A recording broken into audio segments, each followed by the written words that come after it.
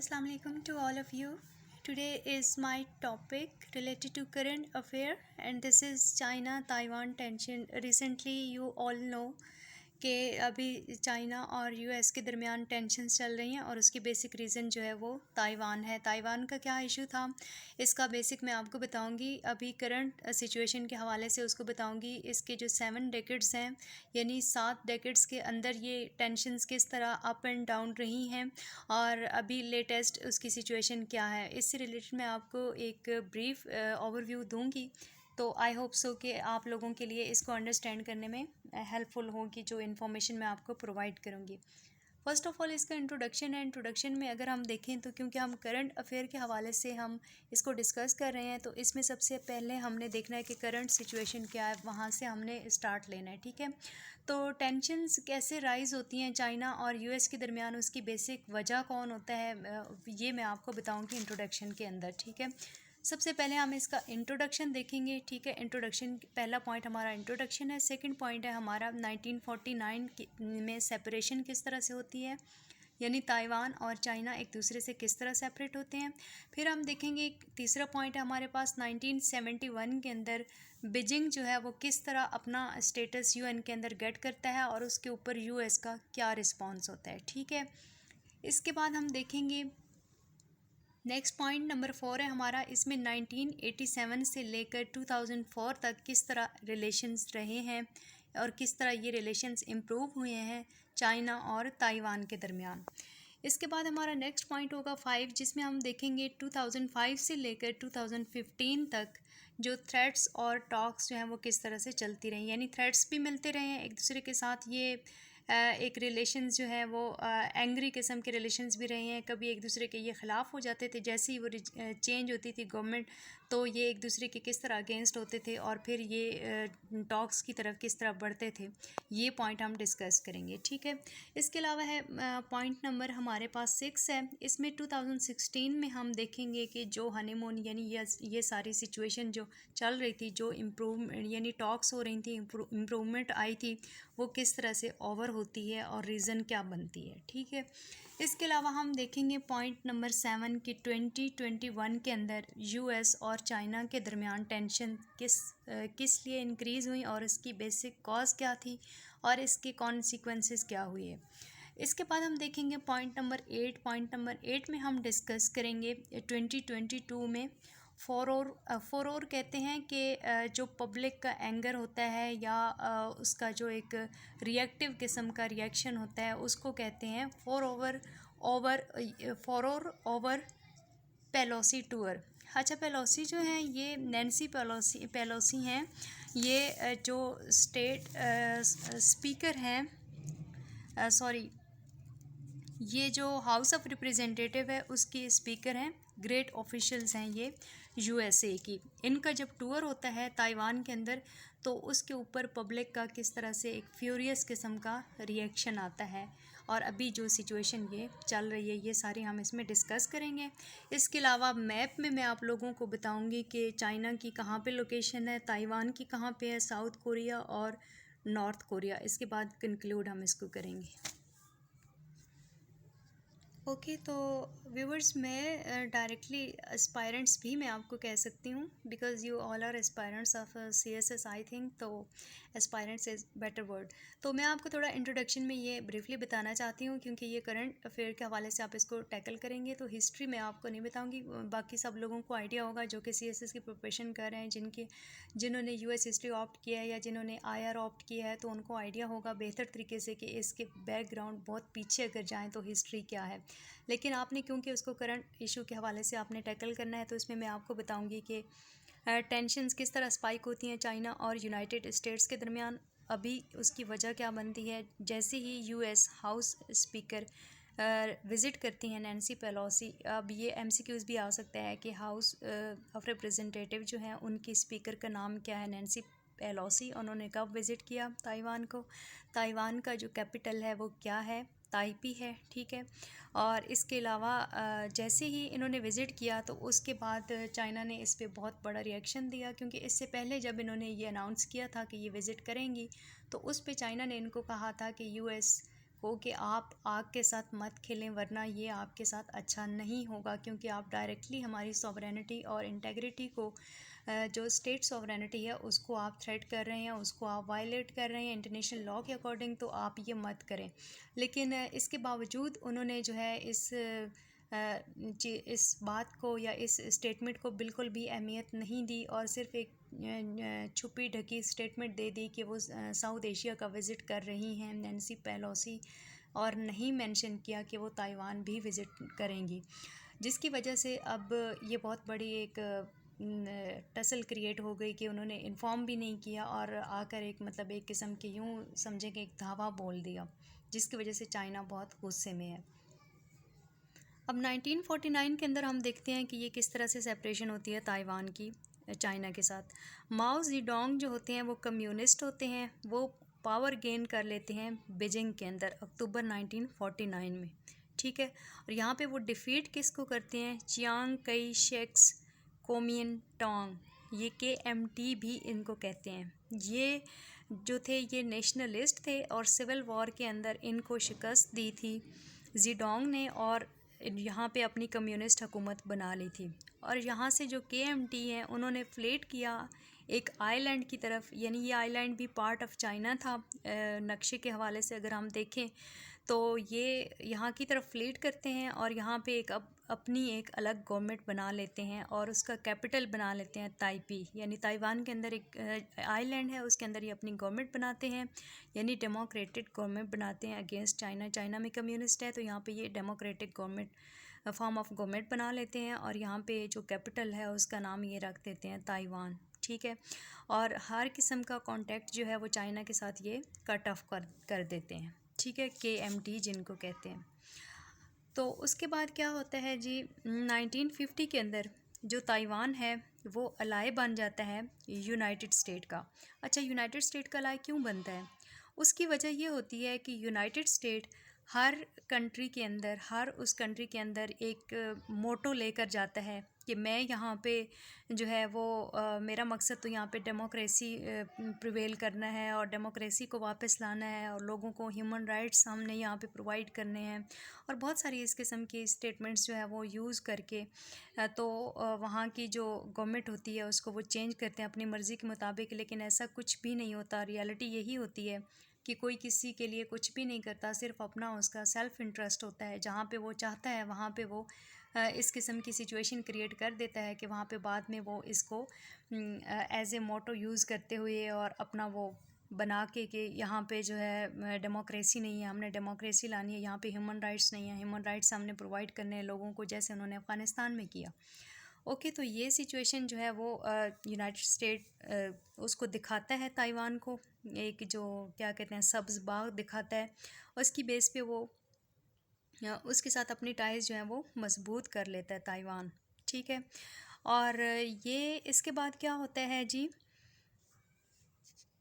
उस वक्त ये चाइना के अगेंस्ट हो जाता है, क्योंकि चाइना में कम्युनिस्ट होती है और यहाँ पे डेमोक्रेसी होती है, और ये जो USA ये भी यहाँ पे चाहता है कि डेमोक्रेसी जो है वो प्रिवेल करे, और चाइना में क्योंकि जो है वो कम्युनिस्ट होते हैं तो वो उसके उस वक्त ज़्यादा अगेंस्ट हो जाते हैं, ठीक है। इसमें एक और बात मैं ऐड करना चाहूँगी कोरिया के हवाले से। अब कोरिया का इशू आपको पता है कि वो क्या है, यानी नॉर्थ कोरिया किस तरह से था, साउथ कोरिया वो किस तरह से अलग हुए, और ये किस तरह से चाइना जो है वो इस हवाले से भी USA उसके अगेंस्ट है चाइना के, यहाँ पे कि यहाँ पे चाइना जो है अपना किस तरह से रोल प्ले कर रहा है साउथ कोरिया के साथ, और ये रशिया और चाइना उसको सपोर्ट कर रहे हैं, और किसके अगेंस्ट जो है वो USA किसके साथ दे रहा है। तो ये सारी situation north Korea south Korea ये एक पूरी एक वॉर है। आपको आइडिया होगा जिन लोगों ने US हिस्ट्री ऑप्ट की होगी, और वैसे भी जनरल आपको आई थिंक आइडिया होगा कि ये कोरियन वॉर क्या है। अगर नहीं है तो इस पे ये अलग से एक टॉपिक है जिस पे बात हो सकती है, ठीक है। तो इस पे मैं, अगर आप लोग कहेंगे तो अलग से मैं इस पे वीडियो भी बना दूँगी, ठीक है। इसमें हम देखें तो आगे मैं बात चला रही थी कि चाइना के अगेंस्ट USA, क्योंकि उस हवाले से भी था, कोरिया के हवाले से भी। तो ये यहाँ पे यानी जो आपका दुश्मन होता है वो उसका दोस्त बन जाता है, जो आपका उस वक्त यानी कि बेशक आपका ताइवान के साथ रिलेशंस इतने अच्छे नहीं थे, लेकिन फिर भी वो आपकी कंट्री का पार्ट था, लेकिन यूएस आपका दुश्मन था। तो जो ताइवान में थोड़ी सी दुश्मनी देखी यूएसए ने, तो वो ताइवान को अपने यानी कि जैसे यूक्रेन को वो यूज़ कर रहा है अगेंस्ट रशिया, ठीक है, इसी तरह यहाँ पे भी वो ताइवान को यूज़ कर रहा है अगेंस्ट चाइना। तो इसके अलावा हम देखें तो ये होता है कि यूएस जो है वो आहिस्ता आहिस्ता जैसे ही ताइवान का अलाय बनता है ताइवान यूएसए का, तो यूएस यहाँ पे अपना असला वगैरह डिप्लॉय करना आहिस्ता आहिस्ता स्टार्ट करता है स्टेट के अंदर, स्टेट ऑफ ताइवान के अंदर, ठीक है।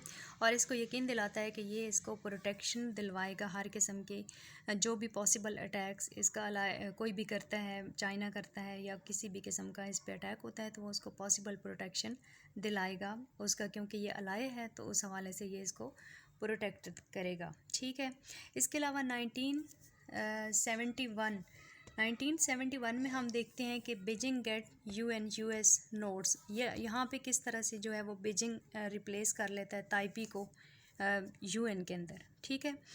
अब अक्टूबर 1971 के अंदर हम देखें तो जो बीजिंग है वो टेक ओवर कर लेता है, यानी चाइना, जब चाइना के अंदर चाइना की पोजीशन एक ग्लोबल पोजीशन स्ट्रांग होती है, तो उस वक्त क्या होता है कि जो इसका कैपिटल बनता है वो बीजिंग बनता है, और यूएन के अंदर जो रजिस्टर्ड होता है, यानी ताइवान भी तो एक उसका जजीरा था चाइना का, ठीक है।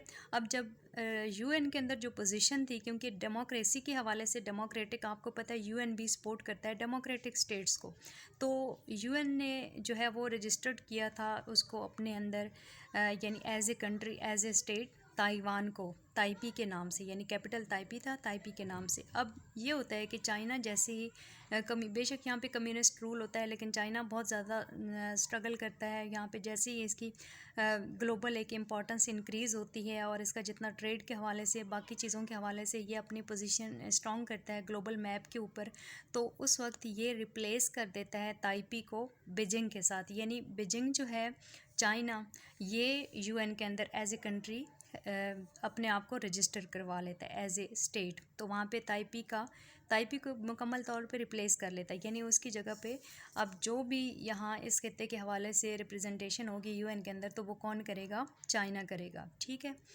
अब इसमें ये होता है कि 1979 के अंदर जो यूनाइटेड स्टेट्स है, अब ये यहाँ पे क्या करता है, यहाँ पे छोटा सा एक पॉइंट मैं आपको बताऊँगी।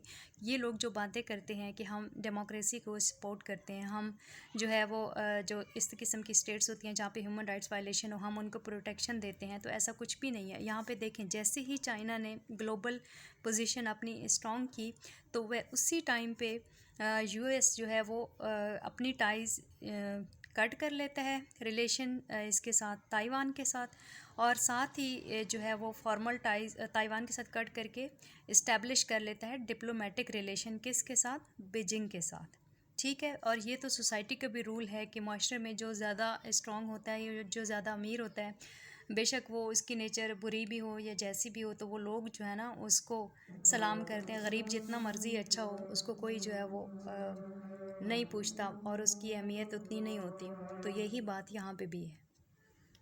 ओके, तो यहाँ पे बीजिंग के साथ उसके रिलेशन यूएस के इम्प्रूव होना शुरू हो जाते हैं, और वाशिंगटन जो है उस वक्त वो सपोर्ट करना शुरू कर देता है वन चाइना पॉलिसी को, ठीक है, जिसका ये मतलब होता है कि जो ताइवान है वो भी पार्ट है चाइना का, वन चाइना पॉलिसी का ये मतलब उस वक्त इसी चीज़ को जो है वो इसी स्टेटमेंट को, इसी एक्सप्रेशन को सपोर्ट करना शुरू कर देता है वाशिंगटन, ठीक है। अब आगे अगला पॉइंट है हमारे पास है 1987 से लेकर 2004 तक जो रिलेशंस होते हैं ये किस तरह इम्प्रूव होते हैं चाइना और ताइवान के दरमियान, ठीक है। लेट 1987 के अंदर हम देखें तो चाइना जो है ताइवान, उसके जो रेजिडेंट्स होते हैं और बाकी जो फैमिली मेम्बर्स होते हैं उनको फ़र्स्ट टाइम जो है वो अलाउ किया जाता है कि वो अपना विज़िट कर सकते हैं मेन चाइना के अंदर, मेन लैंड जो है चाइना के अंदर उनको परमिशन दी गई जो ताइवान के रेजिडेंट्स थे कि वो चाइना के अंदर विज़िट कर सकते हैं। पहले आपको मैं पीछे बता चुकी हूँ कि उनके जो रिलेशंस थे वो कट ऑफ थे, लेकिन 1987 के अंदर उनको परमिशन दी जाती है कि वो दोबारा विज़िट कर सकते हैं चाइना को, ठीक है। अब 1991 के अंदर ये होता है कि जो ताइवान है वो हर किस्म की जो वॉर इमरजेंसी का रूल उसने लगाया हुआ होता है उसको एंड कर देता है। चाइना के साथ उसने जो वॉर वाली स्ट्रेटजी अपनाई हुई होती है उसको वो कहता है कि बस अब यानी मेरी चाइना के साथ कोई जंग नहीं है। 1991 के अंदर ये वो स्टेटमेंट देता है। और फर्स्ट जो डायरेक्ट टॉक्स होती हैं दोनों साइड्स के दरमियान वो हेल्ड होती हैं सिंगापुर के अंदर। 1991 के 2 साल बाद यानी 1994 में जो टॉक्स होती हैं दोनों कंट्रीज़ के दरमियान डायरेक्ट टॉक्स होती हैं सिंगापुर में। और इसके बाद ये होता है कि 1995 के अंदर बीजिंग जो है वो सस्पेंड कर देता है टॉक्स। ठीक है, क्यों सस्पेंड करता है? क्योंकि उस वक्त जो प्रेसिडेंट बनता है ताइवान का, ली टेंग हुई, वो विज़िट करता है यूनाइटेड स्टेट्स को। जैसे ही वो विज़िट करता है उसी दौरान जो चाइना है अपनी टॉक्स उसके साथ डिस्कनेक्ट हो जाता है, डिस्कनेक्शन कर देता है। ठीक है, अब 1996 के अंदर हम देखें तो चाइना जो है वो मिज़ाइल टेस्ट करना शुरू कर देता है ताइवान के ऊपर। क्यों करता है ये मिज़ाइल टेस्ट उसके ऊपर? उसकी वजह ये होती है कि जो कमिंग डेमोक्रेटिक प्रेसिडेंशियल इलेक्शन उस वक्त होने वाले होते हैं उसमें वोटर्स को डेटर करने के लिए, ताकि वोटर्स जो हैं वो डेमोक्रेटिक प्रेसिडेंशियल इलेक्शन के अंदर या तो पार्टिसिपेट ना करें या उनके फेवर में वोट ना दें। ठीक है, इस डेटरेंस क्रिएट करने के लिए यहाँ पे वो मिज़ाइल फेंकना शुरू कर देता है चाइना ताइवान के अंदर। ठीक है, अब 2000 के अंदर ये होता है कि इलेक्शंस होते हैं और KMT की जो पावर होती है वो चाइना के अंदर लूज़ हो जाती है फॉर द फर्स्ट टाइम। ठीक है, over the next few years हम देखते हैं तो जो ट्रेड लिंक्स होते हैं दोनों साइड्स के दरमियान इम्प्रूव होना शुरू हो जाते हैं। ठीक है, KMT की पावर लूज़ होती है तो दोनों साइड्स के दरमियान जो है वो दोबारा से ट्रेड रिलेशन जो है वो इम्प्रूव होना शुरू हो जाते हैं। ठीक है, इसमें हम 5वां पॉइंट देखते हैं कि 2005 से लेकर 2015 तक थ्रेट्स और टॉक्स जो हैं वो कंटिन्यू रहती हैं। अच्छा, इसके अलावा क्या होता है कि मार्च 2005 में जो बीजिंग होता है वो एक ऐसा लॉ अडॉप्ट कर लेता है जो कि उसको ऑथोराइज़ करता है कि वो यूज़ ऑफ फोर्स कर सकता है अगेंस्ट ताइवान। अगर ताइवान ने इंडिपेंडेंस डिक्लेयर कर दी तो वो हर किस्म के यूज़ ऑफ फोर्स उसके अगेंस्ट यूज़ करेगा। ये लॉ अडॉप्ट कर लिया चाइना ने। ठीक है, अप्रैल में हम देखें तो जो KMT का चेयरमैन था लिन चैन, वो करता है लैंडमार्क विज़िट बीजिंग का। ठीक है, और टॉक्स करता है जो चाइनीज़ लीडर होता है उस वक्त हू जिनताओ जो हैं ये प्रेसिडेंट इलेक्ट होते हैं 2002 से लेकर 2012 तक, तो उनके साथ ये टॉक्स करता है। ठीक है, इसके बाद क्या होता है जी, 2008 में ताइवान और चाइना जो होते हैं वो रिज्यूम कर लेते हैं high level talks after the KMTs, यानी KMTs के बाद जो होता है हाई लेवल ये टॉक्स रिज्यूम कर लेते हैं। और KMTs जैसे ही पावर से फारिग होता है तो उसके बाद जो प्रेसिडेंट बनते हैं वो मा यिंग-जेओ। ठीक है, वो इलेक्ट होते हैं प्रेसिडेंट बीजिंग के। और उसके साथ जो है वो sorry for this interruption on back side. Sometimes ये होता है कि आपके बैक साइड पे जब इंटरप्शन हो रही हो, शोर वगैरह हो, तो आपके जो ध्यान होता है या आपका जो स्पीकिंग तो वो काफ़ी ब्रेक होता है। तो sorry for this, I can't say anything. 14 अगस्त है तो बच्चे जो हैं बहुत ज़्यादा वो नीचे सेलिब्रेशन वगैरह अभी से स्टार्ट कर दी हैं, तो उसके लिए माजरत। अच्छा, मैं आप लोगों को बता रही थी कि जैसे ही प्रेसिडेंट इलेक्ट होते हैं यिंग-जेओ, तो वो दोबारा से चाइना के साथ उनके फ्रेंडली रिलेशन जो हैं ताइवान के दोबारा से फिर स्टार्ट हो जाते हैं। ठीक है, 2010 के अंदर वो एक sweeping economic cooperation framework agreement जो है वो साइन करते हैं। और फर्स्ट गवर्नमेंट जो है वो फर्स्ट टॉक्स जो होती हैं वो गवर्नमेंट टू गवर्नमेंट 2014 में हेल्ड होती हैं। और सेपरेशन के बाद से यानी गवर्नमेंट टू गवर्नमेंट जो टॉक्स होती हैं वो 2014 में इनके दरमियान होती हैं। इसके अलावा क्या होता है जी, नेक्स्ट हम देखते हैं 2016 में ये सारा हनीमून ओवर होता है। अच्छा, ये इसमें पॉइंट है कि जनवरी 2016 के अंदर जो साई है यानी उस वक्त जो प्रेसिडेंट था ताइवान का, उसका TSAI, तो इसको पढ़ते साई हैं। साई इंग वेन जो था ये ट्रेडिशनली प्रो इंडिपेंडेंस था और डेमोक्रेटिक प्रोग्रेसिव पार्टी का बंदा था जो कि प्रेसिडेंशियल इलेक्शन जीत लेता है। ठीक है, और चाइना जो है फिर जून में सस्पेंड कर देता है कम्युनिकेशन ताइवान के साथ, क्योंकि ताइवान जो है वन चाइना पॉलिसी को एक्नॉलेज नहीं करता, यानी एक दफ़ा फिर एक डेमोक्रेटिक बंदे को ले आता है, ठीक है, जो कि चाइना की कम्युनिस्ट पॉलिसी के अगेंस्ट है। इसके अलावा दिसंबर 2016 में हम देखें तो यूएस जो प्रेसिडेंट इलेक्ट होता है डोनाल्ड ट्रंप, वो डायरेक्ट कॉल करता है ताइवान के जो साए प्रेसिडेंट हैं उनको कॉल करता है, उनके साथ डिप्लोमेटिक जो पॉलिसी होती है यूएस की पहली उसको, यानी कि वो ब्रेक कर लेता है। जो पहले उन्होंने डिप्लोमेटिक पॉलिसी अडॉप्ट की थी कि वन चाइना पॉलिसी हमारी, तो उसको वो ब्रेक करते हुए डायरेक्ट जो है वो कॉल करता है ताइवान के प्रेसिडेंट को, ठीक है। और इसके अलावा है जनवरी 2019 में जो जी जिनपिंग हैं ये वार्न करते हैं कि किसी किस्म की चाइना और ताइवान के दरमियान यूनिफिकेशन नहीं होगी, ठीक है, क्योंकि ये दोनों अलग हैं। उनको ट्रस्ट भी नहीं था कि ये जो ताइवान है वो उनके साथ किसी किस्म का एग्रीमेंट करेगा, ठीक है। इसके अलावा है मेरे सामने जी 2021 यूएस चाइना टेंशन्स। 2021 के अंदर इन दोनों के दरमियान क्या टेंशन्स होती हैं ये आपको मैं बताती हूँ। 2021 के अंदर चाइनीज़ मिलिट्री जेट्स जो हैं वो वहाँ पे इनकर्स करना शुरू कर देता है चाइना ताइवान के अंदर, अपने इस जोन को डिफेंस करने के लिए चाइना यहाँ पे अपने मिलिट्री आहिस्ता आहिस्ता इनकर्स करना शुरू कर देता है, ठीक है। इसके अलावा ये होता है कि अक्टूबर में यूएस प्रेसिडेंट जो बाइडेन जो है वो ये कहते हैं कि यूनाइटेड स्टेट डिफेंड करेगा ताइवान को अगर चाइना यहाँ पे किसी किस्म का अटैक करेगा, ठीक है। और लेटर जो है ये अपनी स्टेटमेंट यानी इस तरह के कंटिन्यू रखते हैं और इस किस्म की स्टेटमेंट्स देना, जैसे यूक्रेन और रशिया को आपस में लड़वा के एक डेटरेंस क्रिएट कर रहे हैं कि अगर चाइना ने इस तरह ज़बरदस्ती ताइवान को भी फोर्स करने की कोशिश की तो जिस तरह हम रशिया के अगेंस्ट खड़े हैं यूरोप को किए हुए, इसी तरह हम उसके अगेंस्ट भी खड़े हो जाएंगे, ठीक है। इसके अलावा क्या करते हैं कि जो साई है उसका प्रेसिडेंट ताइवान का, ये एमसीक्यूज़ भी आपसे पूछा जा सकता है कि ताइवान के प्रेसिडेंट कौन हैं, तो आपने फिर बताना है, ठीक है। ये TSAI साई इंग वेंग, ठीक है, ये प्रेसिडेंट हैं अभी ताइवान के। अब ये होता है कि जो साई है वो कंफर्म कर देता है कि यूएस की तरफ से भी नंबर ऑफ़ ट्रूप्स जो हैं वो प्रेजेंट हैं ताइवान में उसकी हेल्प के लिए, यानी किसी किस्म की अगर फोर्स उसके ख़िलाफ़ चाइना यूज़ करेगा तो वहाँ पे भी यूएस के जो ट्रूप्स हैं मौजूद हैं उसको डिफेंड करने के लिए, उसकी हेल्प के लिए, ठीक है। इसके अलावा है हमारे पास लास्ट पॉइंट है 2022 फुरोर ओवर पेलोसी टूर, अभी जो रिसेंटली उसका टूर हुआ है उसके हवाले से कि किस तरह से रिएक्शन आया है। इसमें पेलोसी ने कब टूर किया, ये आप लोगों से एमसीक्यूज़ पूछा जाएगा, तो ये आपने बताना है कि 2 अगस्त 2022 को विज़िट किया उन्होंने, ठीक है।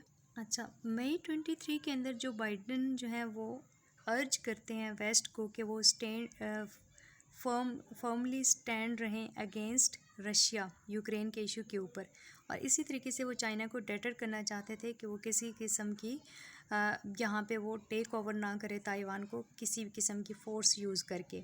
और इसके अलावा यहाँ पे वो कहते हैं कि यूएस जो है वो डिफेंड करेगा चाइना को अगर वो किसी किस्म की यहाँ पे वो अपनी इन्वॉल्वमेंट दिखाएगा, ठीक है। तो यहाँ पे मैं लास्ट आपको बताऊँगी मैप, आप मैप जिस किस्म का आप ये सवाल इस तरह से आप अटैम्प्ट करें, इंट्रोडक्शन, इसमें मेजर हेडिंग के साथ सब हेडिंग लिख सकते हैं, फिर मेजर हेडिंग सब हेडिंग्स नीचे लिखें। ये सिर्फ मैंने मेजर हेडिंग्स लिखी हैं, मेन इंट्रोडक्शन दें, इसके नीचे भी आप लाइन्स लगाएं तो ये बेटर आपकी रिप्रेजेंटेशन होगी पेपर की। इसके अलावा अगर आप साथ मैप बनाएं तो ये और भी ज़्यादा आपका अच्छा होगा, ठीक है, एक अच्छा इंप्रेशन जाएगा, एक डायरेक्ट आपका आप क्वेश्चन जो है वो कन्वे कर सकते हैं अपनी बात को। यहाँ पे ये चाइना है, ठीक है, ये बीजिंग है, ये साउथ कोरिया है, और इसके साथ ये छोटा सा जो इस दायरे के अंदर नज़र आ रहा है आपको, ये है ताइवान, ठीक है। तो इसका कैपिटल है यहाँ पे ताइपी। तो ये पैसिफिक ओशन है, ओशन पैसिफिक ओशन, और ये चाइना सी पैक जो प्रोजेक्ट है इसका क्या अहमियत है इसकी, और यहाँ पे इसको क्यों इनकाउंटर करना चाहता है, किस तरीके से सी के अंदर, ओशन के अंदर।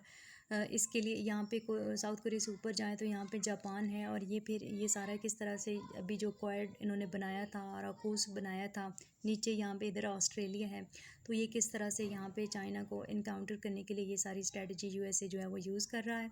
यहाँ पे आपने ताइवान को दिखाना है कि ताइवान की लोकेशन ये है। इसके अलावा साउथ कोरिया है ये, क्योंकि साउथ कोरिया के साथ जो है वो नॉर्थ कोरिया साउथ कोरिया वाला जो इशू है वहाँ पे चाइना और रशिया दोनों जो है वो सपोर्ट कर रहे हैं साउथ कोरिया को। यहाँ पे पैसिफिक ओशन है, यहाँ पे ताइवान है, यहाँ पे चाइना, यहाँ पे बीजिंग है। इसको थोड़ा सा प्रैक्टिस करेंगे तो it's very easy. And thank you so much, wish you best of luck.